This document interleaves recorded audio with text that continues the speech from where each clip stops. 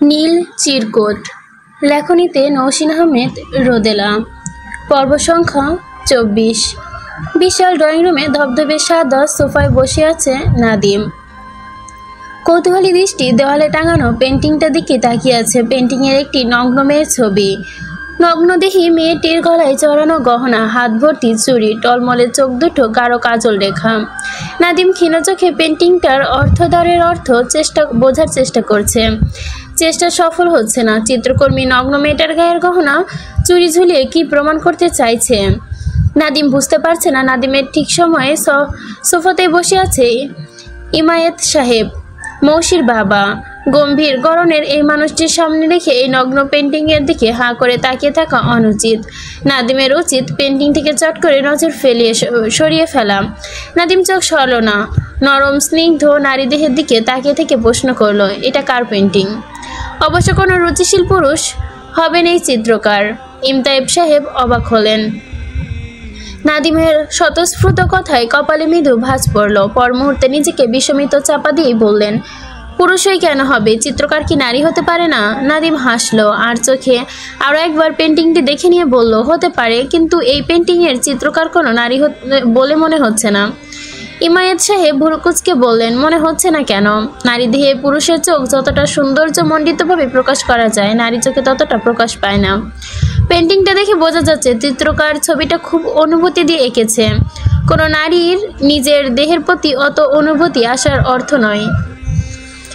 ইমাম সাহেব কিছু বললেন না। ক্ষীণ অথচ শান্ত দৃষ্টিতে নাদিমের দিকে চেয়ে রইলেন। টিউশনি করানো ছেলেগুলো ছাত্রীদের অভিজ্ঞতাদের সাথে সবসময় অতীব পবিত্র হওয়ার ভান ধরতেই পছন্দ করে। চোখ মুখে তরল নিষ্পাপ ভাব আনার চেষ্টা করে। কথাবার্তার ধরনও থাকে বিনীত।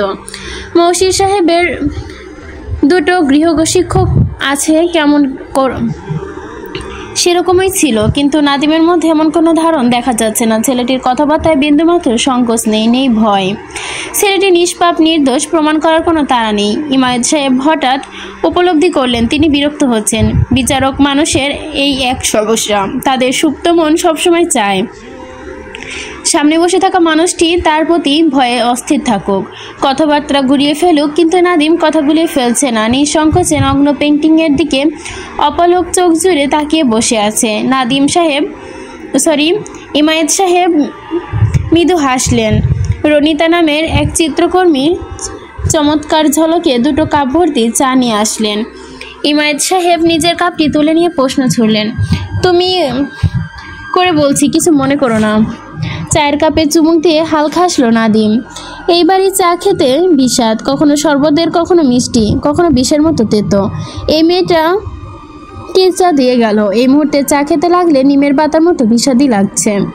নাদিমের অশ্লীল কিছু গালি দিতে ইচ্ছে করছে, কিন্তু নিষিদ্ধটাকে প্রশ্রয় না দিতে চায়ের কাপে মনোযোগ দিল নাদিম। চা বানানো একটা শিল্প, ঠিকঠাক চা বানানো শিল্পটা এদের নেই। নাদিম হালকা গলায় বলে, কিছু মনে করছি না, বলেন।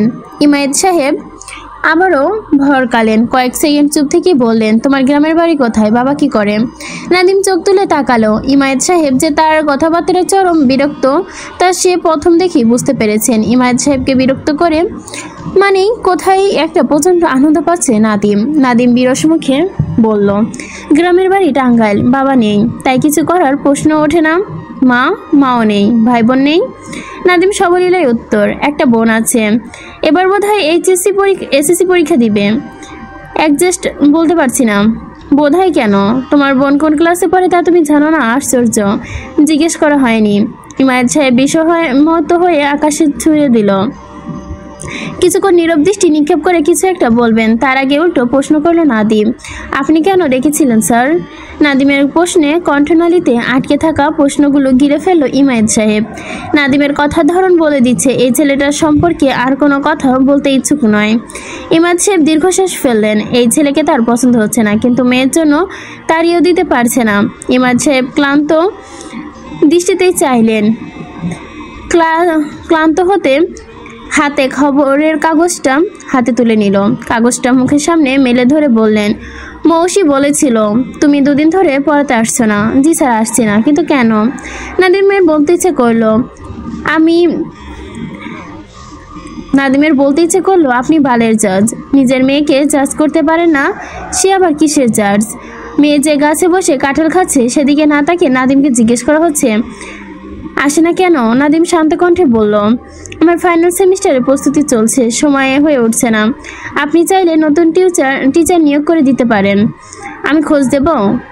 ইমায়েত সাহেব খবরের কাগজটা সরালেন। নাদিমের দিকে সরাসরি তাকিয়ে বললেন, প্রয়োজন নেই। তোমার পরীক্ষা শেষ হবে কবে নাগাদ? নাদিম খানিকটা বাড়িয়ে চাড়িয়ে বলল, 1.5 মাসের মতো তো লাগবে। 1.5 মাস? বেশ, 1.5 মাস পরই রেগুলার পড়ানো শুরু করো। মাঝে মাঝে পড়াতেও একটু একটু গ্যাপ প্রয়োজন, মেন্টাল রিফ্রেশমেন্ট, মৌসি একটু রেস্ট নিক। বরং এই 1.5 মাস সপ্তাহে 2 দিন করে পড়িও। তাতে হবে না? হবে না। নাদিম দীর্ঘশ্বাস ফেলল। হতাশ চোখে ভদ্রলোকের মুখের দিকে চেয়ে রইল। মৌসির মাঝে আজকাল বেশ পরিবর্তন দেখা যাচ্ছে। পড়াশোনার ফাঁকে ফাঁকে হঠাৎই মুগ্ধ চোখে তাকিয়ে থাকে। পড়তে আসার আগে বেশ সাজুগুজু করে। নাদিমের লো ক্লাস কথাবার্তারা হঠাৎ করে মুখ ফসকে বলে ফেলা 2-1টা নিষিদ্ধ শব্দ মেয়েটাকে আজকাল ভীষণ করে আকর্ষণ করেছে। পড়ার মাঝে হুটহাটই খিলখিল করে হেসে ওঠে। নাদিম সাইকোলজি স্টুডেন্ট, এর বাইরেও পূর্ণাঙ্গ পুরুষ মানুষ। কিশোর মনের তাড়না সে বোঝে। মৌসির মনে বাসা বাঁধা ভয়ানক রোগ হয়তো সে ধরে ফেলেছে। হল থেকে বেরিয়ে ডিপার্টমেন্টে হাঁটছে নীরা আর নম্রতা। হাতে থাকা নোট নিয়ে কিছু একটা আলোচনা চালাচ্ছে। 2 দিন বাদে পরীক্ষা, প্রচুর নোট বাকি। তারপরেও শীতের এত মুখস্থতা। নম্রতা নীরা টেনশনে মাখা কথাবার্তার মাঝে ফোন বাজলো নম্রতার। স্ক্রিনে অচেনা নাম্বার দেখে কপাল কুঁচকালো নম্রতা। ফোন কানে নিয়ে সালাম দিল। হঠাৎ অপর পাশে নীরবতা। নম্রতা অবাক হলো, আবারও সাড়া দিল, হ্যালো হ্যালো হ্যালো, কে বলছেন? হ্যালো। নীরা চোখের ইশারায় জিজ্ঞেস করলো, কে? নম্রতা ভুরু কুচকে ফোনের স্ক্রিনটা চোখের সামনে অন করলো।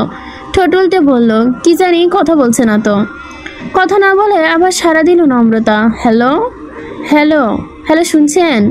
ওপাশ থেকে এবার জোরালো দীর্ঘশ্বাসের শব্দ ভেসে এলো। তারপর কেটে গেল কল। নম্রতা খানিক অবাক হলো। রং নাম্বার ভেবে বিষয়টা খুব একটা আমলে আনলো না। কিন্তু নীরার সাথে গল্পে মশগুল হতে আবারও বেজে উঠল ফোনটা। এবার সেই অপরিচিত নাম্বারই। নম্রতা ফোনটা তুলে নরম কণ্ঠে বলল, হ্যালো, কে বলছেন? ওই পাশে নীরব কেউ একজন তুমুল অস্বস্তি নিয়ে কথা খুঁজল।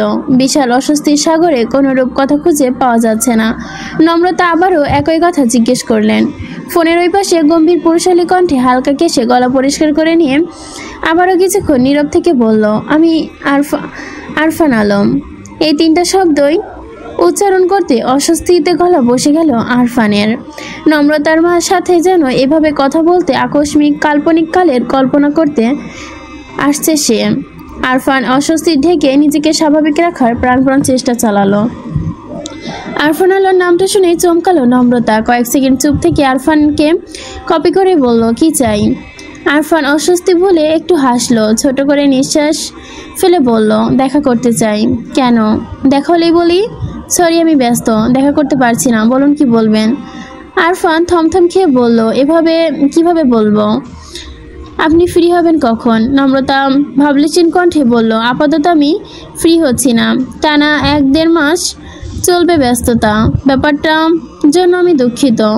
আপনি বরং ফোনেই বলুন। এর মধ্যে কিছু একটা ফ্রি হবেন না? জাস্ট 10 মিনিটের জন্য। আমি বরং আপনার ভার্সিটিতে আসি, ক্যান্টিনে বসে কথা বলা যাবে। It's urgent. নম্রতা শক্ত কণ্ঠে বলল, হবে না। ভার্সিটির পরে আমি শপিংয়ে যাব। বিয়ের শপিং, অনেক সময় লাগে, ফ্যামিলিও থাকবে। I am so sorry doctor Arfan. Arfan সন্দিহান কণ্ঠে বলল, কার বিয়ে? আমার। আরফান চমকে উঠে বলল, আপনার বিয়ে হচ্ছে? হচ্ছে না, হবে। আমি কি এখন ফোনটা রাখতে পারি ডক্টর? আরফান জবাব দিল না। কয়েক সেকেন্ড চুপ থেকে বলল, 5 মিনিটের জন্য দেখা করুন প্লিজ। একটু দেখবো শুধু। নম্রতা ভুরু কুঁচকে বলল, কি দেখবেন? আরফান উত্তর দিল না। প্রসঙ্গ পাল্টে বলল, আপনি কি দেখা করছেন? নম্রতা শক্ত কণ্ঠে জবাব দিল, না। ফোনটা ওই পাশ থেকে ভেসে এলো জোরালো দীর্ঘশ্বাস। নম্রতা ফোনটা কেটে দিয়ে দীর্ঘশ্বাস ফেলল।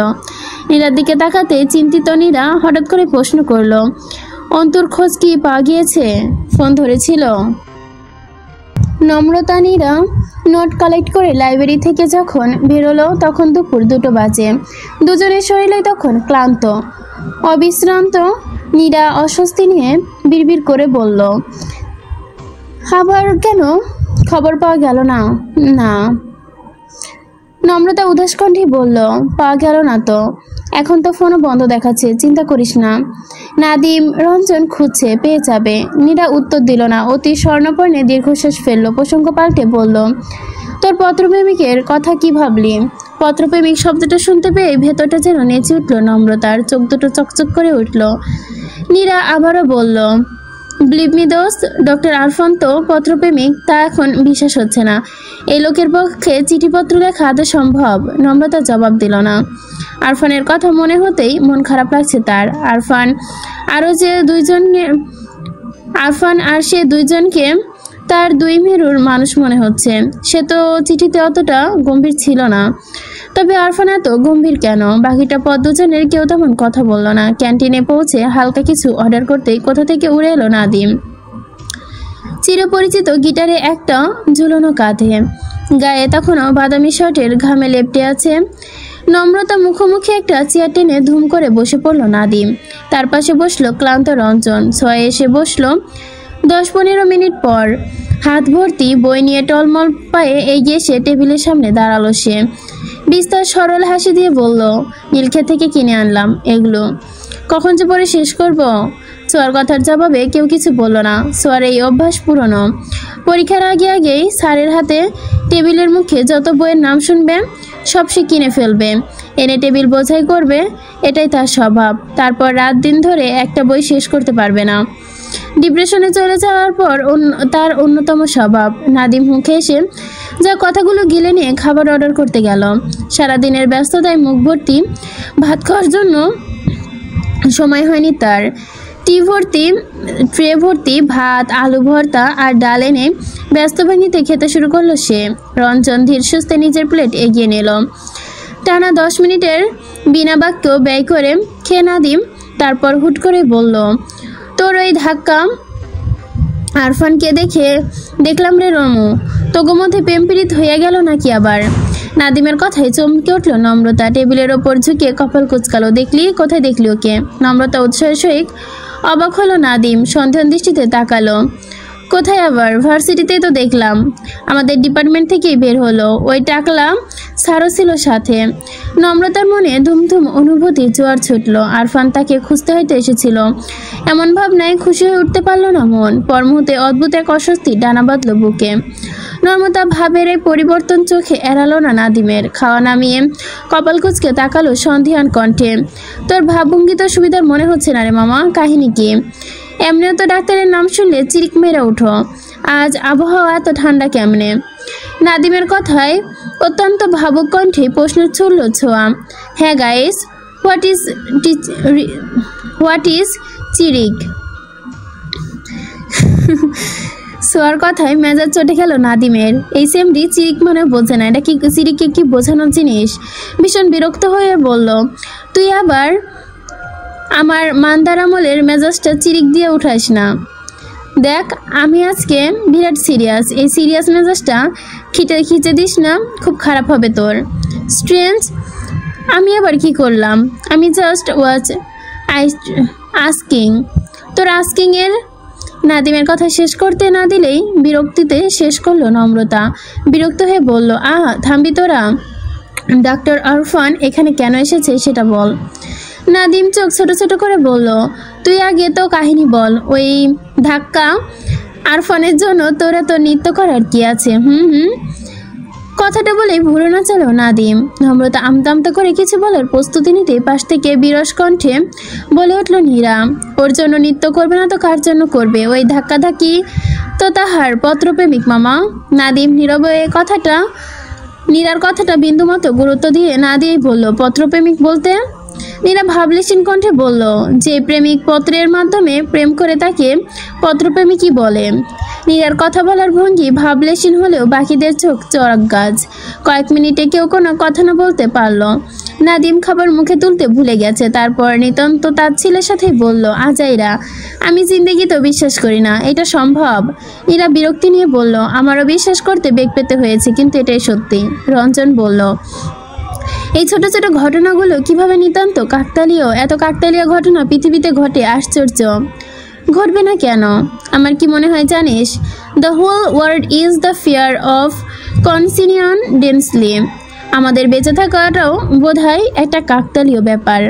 ছোঁয়ার কথায় সরু চোখে তাকায় নাদিম, তবে কোনো রকম ধমকাধমকি না করে অবিশ্বাসী কণ্ঠে বলে, তোরা মাইয়ারা দেখি হেভি চালু, চিঠি টিঠি লেখাও রাঘব বোয়াল ক্যাচ করে ফেলোস। মাই গড, আমি চিঠি লিখলে নিঘাত এই ছোঁয়ার মতো মাথা পাগল সিট খাওয়া অশিক্ষিত গাঞ্জাখোর মাইয়াই জুটত। ছোঁয়া চেতে উঠল। এই তুই কি আমাকে গালি দিছোস? What are you insulting me? Nadim আর ছোঁয়ার কাটাকাটির মাঝে ফোন এলো রঞ্জনের। ফোনে কথা বলা শেষ করে স্তব্ধ হয়ে বসে রইল। রঞ্জনের ফেলফেলে মুখ দেখে ভেতরে ভেতরে খানিকটা চিন্তিত হলেও বারবারের মতো ডোন্ট কেয়ার ভাব নিয়ে প্রশ্ন ছুড়ল নাদিম, কি হয়েছে? ফোনে কথা বললাম কার সাথে? এমন মটকার মারলি কেন? রঞ্জন নাদিমের দিকে তাকালো, বার কয়েক ঢোক গিলে নিতান্ত শুকনো সুরেই বলল, অন্তু হাসপাতালে। এইটুকু শব্দেই হাত পা অসর হয়ে আসলো নীরার। বাকিরাও স্তব্ধ, অবিশ্বাসী চেয়ে রঞ্জনের মুখপানে। সবসময় কুল থাকা নাদিমের কপালেও দেখা গেল মৃদু ঘাম। স্পষ্ট কণ্ঠে একটু কেঁপে উঠে বলল, কেন, কোন হাসপাতালে? মেডিকেল। কাউকে কিছু বলতে হলো না, বুঝতে পারল পাঁচজনই। পাঁচজোড়া আলাপচারিতা ছাড়াই দৌড়ে বেরিয়ে গেল হাসপাতালের উদ্দেশ্যে। টেবিলে পড়ে রইল আধ খাওয়া খাবার, পরীক্ষার নোট, ছোঁয়ার এক গাদা বই। গরমের জন্য খুলে রাখা নাদিমের জুতো জোড়াও ক্যান্টিনের বাকি মানুষের মতো বিস্মিত নিয়ে খেয়াল করলো। পাঁচজন যুবক যুবতী দিক বিদিক ছুটে চলেছে, চোখ মুখে তাদের দ্রুতি, একই ভয়। প্রচণ্ড মেজাজ খারাপ নিয়ে রুগীর সামনে বসে আছে আরফান। মনে মনে সিদ্ধান্ত নিয়ে ফেলেছে, আজ আর রুগী দেখবে না, এটাই শেষ। তারপরে সোজা বাড়ি যে শারীরিক পরিশ্রম, মানসিক চাপ সব মিলে কেমন দম বন্ধকর লাগছে তার। এভাবে আসলেই বেঁচে থাকা যায় না। রুগীর সব কথা ঠিকঠাক না শুনিয়ে কাগজ টেনে প্রেসক্রিপশন লিখল আরফান। প্রেসক্রিপশনটা এগিয়ে দিল গম্ভীর কণ্ঠে, এই মেডিসিনগুলো এক সপ্তাহ ঠিকঠাক খান, এক সপ্তাহ পর আবার আসবেন। আরফানের কাটকাট কথায় নতুন করে কিছু বলার সাহস পেল না আগন্তুক।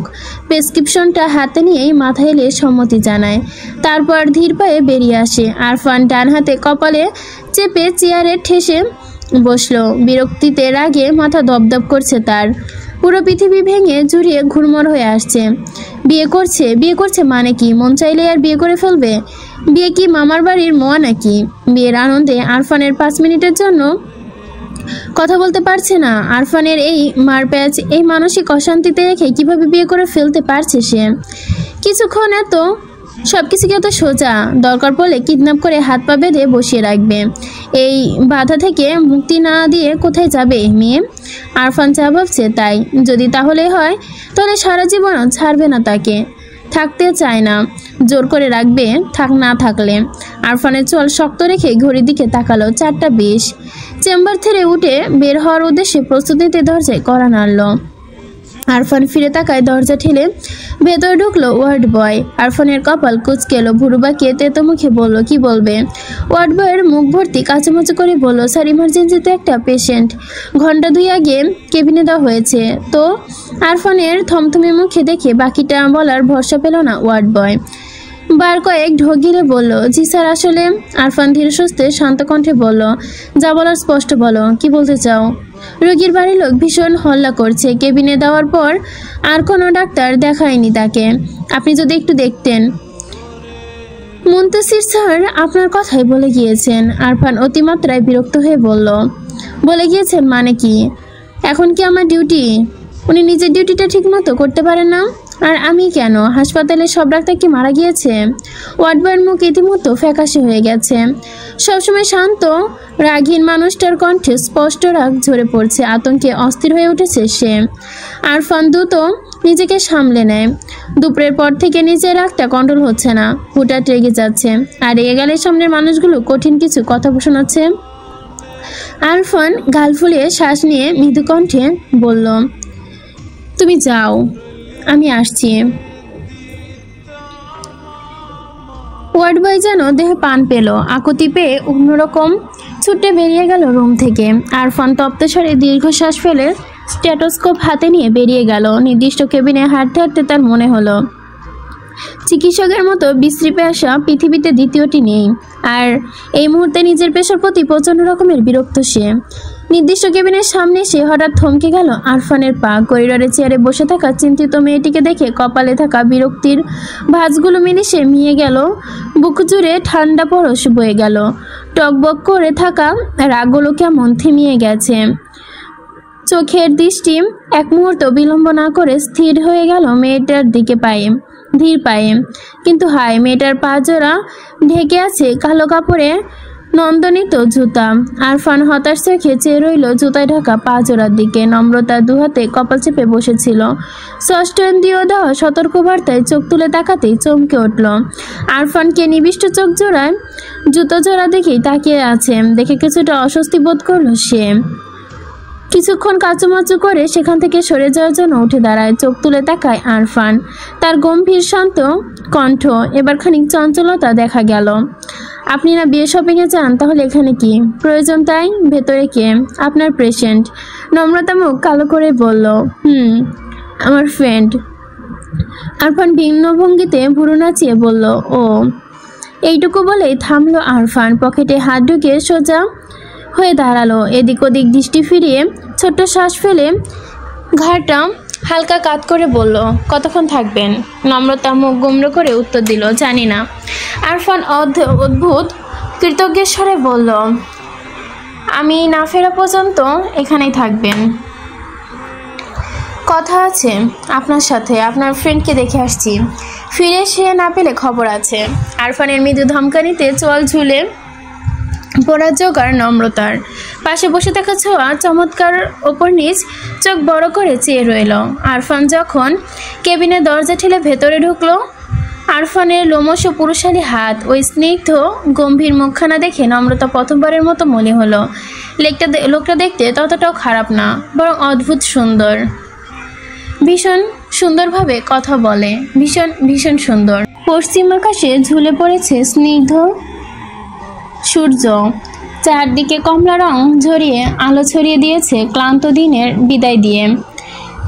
গড়গড়িয়ে ঝরছে ঘাম, মিষ্টি আলো। জানালার কর্নিশে বসে কাচুমাচু কালো কাকটা কিছুক্ষণ পরপরই সমৃদ্ধ উঠুরে স্বরে কাছে ভেসে ওঠা তার দীর্ঘশ্বাসের প্রতিবিম্ব।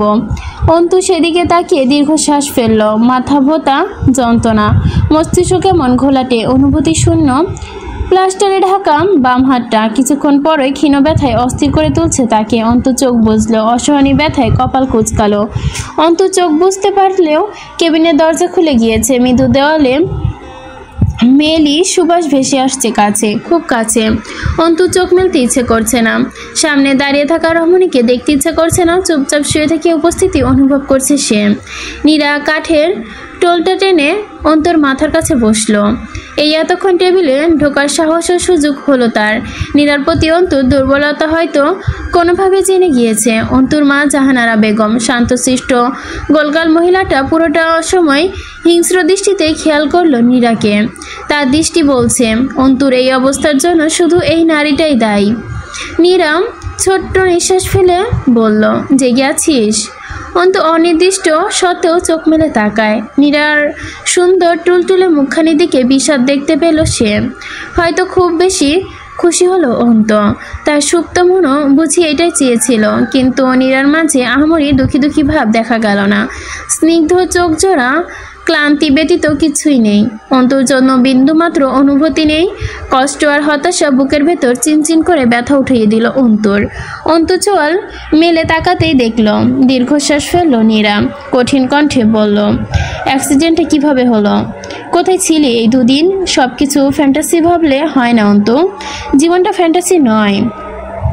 এই যে তুই এই উদ্ভট কার্যকলাপগুলো করছিস, তাতে আমার ভেতরের বিরক্তটা হুড়হুড় করে বাড়ছে। এর বাইরে অন্য কোনো অনুভূতি হচ্ছে না। দুনিয়ায় কি দেখাতে চাচ্ছিস? আমি অপরাধী আর তুই মহান? ভালোবেসে দেবদাস হয়ে যাচ্ছিস? লিসেন অন্তু, জোর করে বা ইমোশনাল ব্ল্যাকমেল করে কিছু হয় না। কেন বুঝিস না?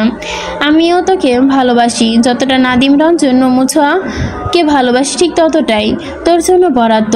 তোকে এভাবে দেখলে কষ্ট হয়, খারাপ লাগে। কিন্তু এই খারাপ লাগা যে সিম্পথি আসে, ভালোবাসাটা আসে না। তাই এসব দেবদাসের ভং বন্ধ কর। বন্ধু আছিস, বন্ধু থাক প্লিজ। নীরার কঠিন কথাগুলো খুব মনোযোগ দিয়ে শুনল অন্তু। কয়েক সেকেন্ড অপলক তাকিয়ে থেকে শক্ত কণ্ঠে বলল, তুই নিজেকে ইম্পর্ট্যান্ট কেন ভাবছিস নীরু? এই অ্যাক্সিডেন্টের বিষয়টা আকস্মিক, রাগ জেগে বাইক চালাচ্ছিলাম, হয়তোবা একটু এদিক ওদিক হয়ে গিয়েছিল, তাছাড়া কিছুই না। অন্যের জীবনে নিজের অতটা ইম্পর্ট্যান্ট ভাবা ঠিক না। ভাবিস না, পায়েসের বাদাম যেমন উটকো থাকলে বিষাদময়, না থাকলেও গুরুত্বহীন, তুইও তেমন আমার জীবনে গুরুত্বহীন। আমাকে নিয়ে না ভেবে নিজের হবু স্বামী সংসার নিয়ে চিন্তা কর দোস্ত। ফ্রেন্ড সার্কেলে তোর ওই প্রথম বিয়ে, আমরা কিন্তু খুবই আশাবাদী। অন্তর জ্বালা ধরা কথা আর অপমানের ভেতরটা যেন গুলিয়ে উঠল নীরার। অন্তর দিকে স্থির চোখে তাকিয়ে ম্লান হাসলো। বেশ তো, শুনে ভালো লাগলো। এই কথাগুলো বাকি দুনিয়াকে জানিয়ে দিস। দুনিয়ার কাছে তো আবার নীরা মহাপাপী। অন্তু ঠোঁটে হালকা হাসি রেখে বলল, অবশ্যই। তুই কি এখন একটু যাবি দোস্ত? আমি ঘুমাবো। নীরা চুপসে বসে রইল। ভেতরে পুড়ছে, জ্বলছে, চোখ ভাসিয়ে দিচ্ছে উত্তপ্ত বর্ষণ। ততক্ষণে চোখ বুঝে নিয়েছে অন্তু। নীরা উদার দৃষ্টিতে অন্তুর বন্ধ চোখের দিকে তাকে দীর্ঘশ্বাস ফেলল। তারপর ধীর পায়ে উঠে এলো জায়গাটা থেকে। কেবিন থেকে বেরিয়েই মায়ের ফোন পেল নীরা। ফোন কানে নিতে কিছুটা ফাঁকা জায়গায় গিয়ে দাঁড়ালো। উদ্বিগ্ন নিয়ে বলে উঠলেন, মা কেমন আছিস নীরা? নারী স্বাভাবিক কণ্ঠে বলল, ভালো আছি মা, তুমি ভালো আছো? তা আছি, কাল যে একটু বাড়ি আসতে হয়, তোকে খুব জরুরি। কেন, কি হয়েছে মা? পরশু তো আমার ফাইনাল পরীক্ষা, এখন কিভাবে যাব? একটু ম্যানেজ করে চলে আয় মা। ছেলের বড় খালা আর দুলাভাই তোকে দেখতে চাইছে, ছেলেপক্ষের তো আর মানা করতে পারি না। মীরা বিরক্ত হয়ে বলল, আমি কি কোনো শোপিস মা? জনে জনে দেখতে হবে কেন? কুরবানির পশুকেও তো বোধ হয় এইভাবে যাচাই বাছাই করা হয় না, আমার অস্বস্তি লাগে। ওপর থেকে ব্যস্ত উত্তর, অমনে বলতে নেই নীরা, বিয়ের সময় সব একটু একটু হয়, আমাদের সময়ও হয়েছে। ছেলে টাকা পয়সায় কিছু নেবে না, সুন্দরী মেয়ে চাই, এমন শর্তহীনভাবে বিয়ে করছে। মেয়ে তো একটু যাচাই বাছাই করেই নিবে।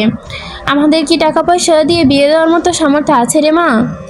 নীরা বলতে ইচ্ছে করলো, সুন্দর মেয়ে চাওয়া কি শর্তের মধ্যে পড়ে না মা?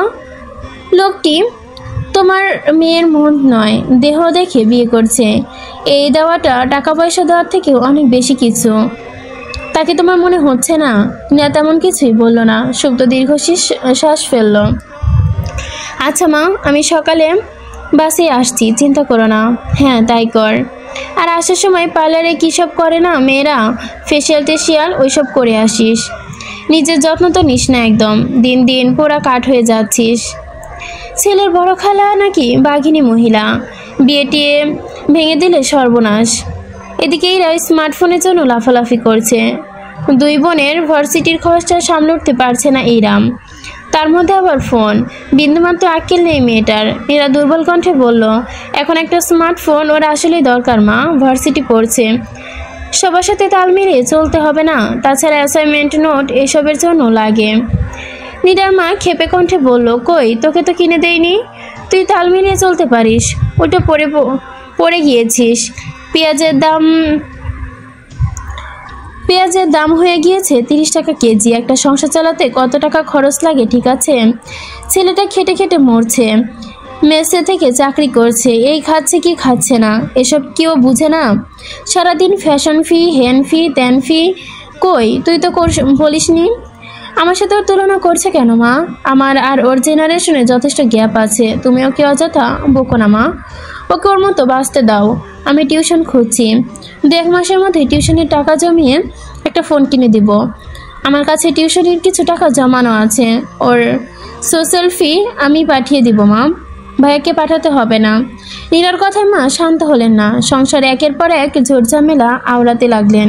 নীরা চুপচাপ শুনলে, সে সাথে বুক ফেটে কান্না পাচ্ছে তার। মনে মনে হচ্ছে, একটাই প্রার্থনা করছে, পৃথিবীতে আর কোনো মেয়ে যেন তার মতো বটগাছিন দুর্ভাগা না হয়, ইরাকে যেন তার মতো এতটা অসহ্যকর হতে না হয়। তার ছোট বোনটা একটু বাঁচুক, প্রাণ খুলে বাঁচুক। বুক ফাটা কষ্টের মাঝে দমিয়ে মস্তিষ্ক চারা দিয়ে উঠল একটাই চিন্তা, একটাবার টিউশনি পেতে হবে, খুব শিগগিরই পেতে হবে। রেস্টুরেন্টে চড়াও টেবিলে মুখোমুখি বসা আরফান, নম্রতা। শেষ বিকেলে কমলা আলো তাদের গায়ে পড়ছে। অত্যাধুনিক রেস্টুরেন্টে কৃত্রিম আলোতে ঝলমল করছে। নম্রতার ঘাড় ঘুরিয়ে আশেপাশে ডেকোরেশন দেখছে। মূলত আরফান নামক মানুষটি পুরোদমে অ্যাভয়েড করার চেষ্টা আর কি। আরফান নিশ্চুপ চোখে নম্রতার পায়ের দিকে তাকিয়ে আছে। নম্রতা লক্ষ্য করছে কি করছে না সেদিকে বিন্দুমাত্র আক্ষেপ নেই। নম্রতা ব্যাপারটা প্রথমে খেয়াল করেছে, এখন চুপ থেকেছে, কিন্তু এবার একটু নড়ে চড়ে উঠল, হালকা কেশে গলায় পরিষ্কার করলো, আপনি আমার পায়ে কি দেখছেন বারবার?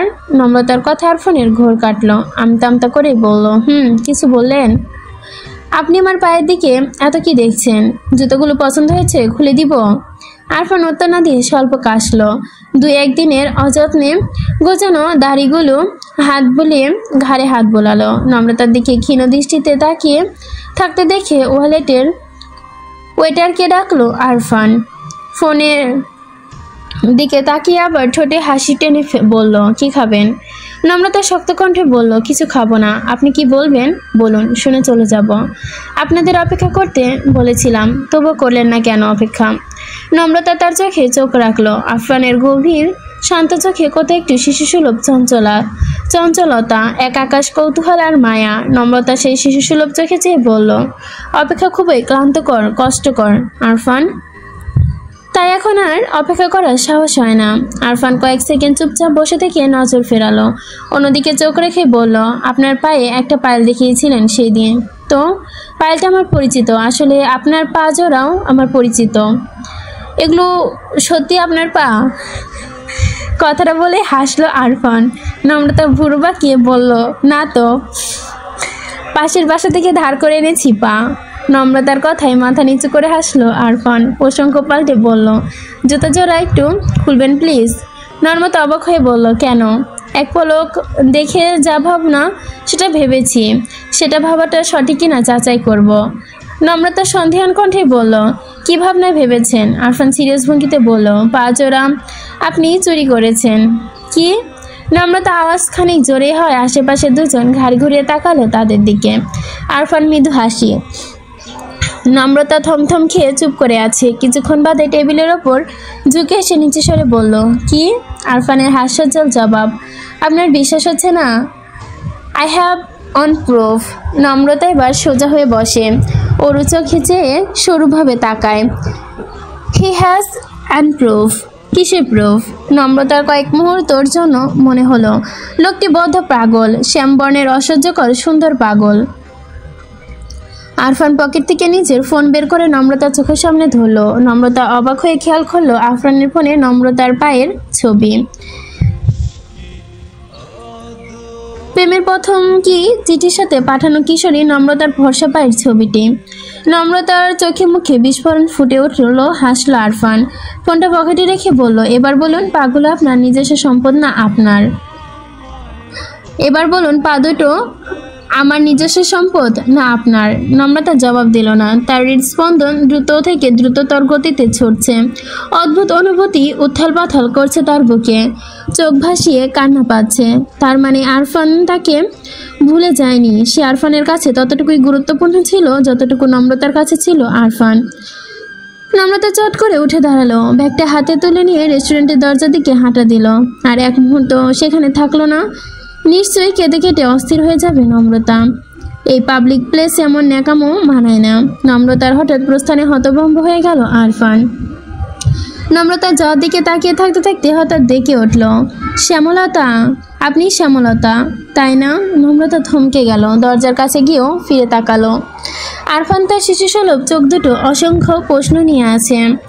নম্রতা টলমলে চোখ দুটো ফিরিয়ে নিয়ে রেস্টুরেন্টের থেকে বেরিয়ে গেল। চোখ দুটো থেকে নেমে এলো এক বর্ষা শীতল বর্ষণ। আরফানের বলা শ্যামলতা ডাকটা ঘুরে ফিরে বাজছে তার কানে। আকাশ বাতাস এই কোলাহল সব কিছু যেন ছাপিয়ে উঠে যাচ্ছে ওই পুরুষালী কণ্ঠের, শ্যামলতা, আপনি শ্যামলতা তাই না? নম্রতার চোখ ঝাপসা হয়ে আসে, মস্তিষ্ক ফাঁকা হয়ে আসে। চিৎকার করে পুরো পৃথিবীকে জানাতে ইচ্ছে করে, শুনছো, আমি পেরেছি। 4 বছর অপেক্ষার জ্বালা সইতে পেরেছি। সে এখন আমায় ডাকছে। কি আশ্চর্য, আমি কি তাকে শুনতে পাই? রাত 2 কি 3টে বাজে। এত রাতে হলে 2-1টা রুমে থেকে গুনগুন করে পড়ার আওয়াজ আসছে। সিনিয়ররা তাদের আড্ডায় হই হুল্লোড়ে কানে আসছে। নাদিম রঞ্জন তখনও হাসপাতাল থেকে ফিরেছে। ঘামে গোসল ছেড়ে শরীর থেকে বিদঘুটে গন্ধ বেরোচ্ছে। ঘামে ভেজা শার্টটা খুলে বিছানায় ছুঁড়ে ফেলে চেয়ারে গা এলিয়ে বসল নাদিম। শরীরটা প্রচণ্ড ক্লান্ত। রঞ্জন শার্ট খুলতে বেগতিক লাগছে দাঁড়িয়ে থাকতে। তখনও সবকিছু পরিষ্কার, পরিপাটি আর গোছালো। পূজার প্রতি ভালোবাসাটাও তার গোছালো। তার কোনো অভিজ্ঞতা নেই, কোনো ঝামেলা নেই, নেই কোনো কিছু। নাদিম টেবিলের ওপর পা দুটো তুলে নিয়ে গিটার টেনে নিল কোলে। গিটারের মাথায় আলতো করে চুমু খেয়ে আলতো পলটে দুটো টোন বাজাতে লাগলো। সেই উল্টাপাল্টা সুর বেশ সুন্দর শোনালো রঞ্জনের কানে। নাদিম গিটারটা বেশ আবেগ দিয়েই বাজায়। গিটারের প্রতিটা তারে তার স্পর্শ মনে হয় গিটার নয়, পরম আদরে ভালোবাসাকে পরম চিবুকে ছুঁয়ে দিচ্ছে সে। নাদিম বারবার বার ধুয়ে সুর তোলার চেষ্টা করে বলল, দোস্ত, তুই যদি মাইয়া হইতি তাহলে তোর সংসার হয়তো হেভি পারফেক্ট, একেবারে জাক্কানাক্কা। রঞ্জন কপাল কুঁচকে তাকালো। বিছানা হাতের সিগারেটের প্যাকেটটা খুঁজে নিয়ে বলল, তুই মুখ খুললেই ফালতু কথা। অ্যাজ এ ম্যান আমি ঠিক আছি, কথায় কথায় মাইয়া মাইয়া বললে তোর খবর আছে। নাদিম হাসলো। টেবিলে পড়ে থাকা নতুন উপন্যাসের বইটির দিকে চোখ পড়তে ভুরু কুঁচকে এলো। বইটি মৌসি দিয়েছে। মৌসি নাকি জন্মদিনে তার প্রিয় মানুষ এবং মোটামুটি প্রিয় মানুষদের গিফট দিতেই পছন্দ করে। দুর্ভাগ্যবশত নাদিম তার মোটামুটি প্রিয় মানুষগুলোর দলে আটকা পড়ে গেছে এবং এই বই গিফট পেতে হাতে নিতে বাধ্য হয়েছে। নাদিম বইটা হাতে নিয়ে উল্টে পাল্টে দেখলো। বইটি খুলে এক পৃষ্ঠা উল্টেতেই ভেতরে টুপ করে পড়ে গেল একটা চিরকুট। নীল কাগজে লেখা, নীল চিরকুট। নাদিম চিরকুটটা তুলে ক্ষীণ দৃষ্টিতে তাকালো। তাতে লেখা, স্যার, আমি আমার জন্মদিনে বেশ কিছু মজার মজার খেলা খেলি, তার মধ্যে এটি হলো এক ধাঁধা খেলা। আমি যদিও খেলাটা আপনার সাথে খেলতে চাই, তাহলে কি আপনি খুব রাগ করবেন? আপনার সাথে খেলাটা খেলতে চাওয়ার বিশেষ একটি কারণ আছে। এই বিশেষ কারণটা আমি এখন বলবো না। আপনাকে আমি 4টি প্রশ্ন করব। এই প্রশ্নগুলো ঠিকঠাক উত্তর দিতে পারলে সেই বিশেষ কারণটা বলবো, নয়তো বাকিটা আর বলবো না। প্রশ্নগুলো হলো, 1, যখন ওকে দেখে হাসি সেও হাসে আমাকে দেখে। আমি চোখ মারলে সেও মারে। আবার আমি তাকে চুমু খেলে সেও আমায় সামনে আগ্রহ হয় চুমু খায়। সে কে বলতে পারেন? এই জিনিসটা আসলে আমার, কিন্তু আমার কাছে ছাড়া তা শুধু তোমার কাছেই থাকতে পারে। তোমার জিনিসের কথা, কোন জিনিসের কথা বলছি বলতে পারেন? কার্বনের সাথে হাইড্রোজেন কখনো ঝগড়া হয় না, কেন জানেন?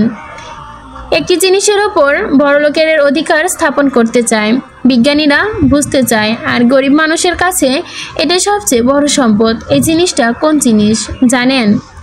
স্যার, আপনি যদি এই প্রশ্নগুলোর উত্তর ধরে ফেলতে পারেন, উত্তরগুলো লেখার সময় আমি আল্লাহর কাছে দোয়া করেছি যেন আপনি উত্তরগুলো পেরে যান। আমি সেই বিশেষ কারণটি আপনাকে বলতে চাই। আমি উত্তরগুলো খুঁজে না পেয়ে সেই বিষয়টির কারণ আমার বলা হবে না। ইতি মৌসি। নাদিম গোটা চিঠিটা বেশ কয়েকবার মনোযোগ সহকারে পড়ল। প্রশ্নগুলো খুব সহজ, প্রশ্নের উত্তরগুলো আরও সহজ। মৌসির এই রহস্যময় বিশেষ কারণগুলো স্পষ্ট। নাদিম দ্রুত সিদ্ধান্ত নিয়ে ফেলে প্রশ্নগুলো সে উত্তর মৌসিকে বলবে না। মৌসি বিরক্তিকর বিষয়ের কারণটা সে শুনবে না, কিছুই না। নাদিম চিরকুটটা দুমড়ে মুচড়ে জানালার বাইরে ছুঁড়ে ফেলে। রাতের আধার ও অন্ধকারে হারিয়ে যায় কিশোরী মেয়েটার এক দোলা অনুভূতি আর স্বপ্ন।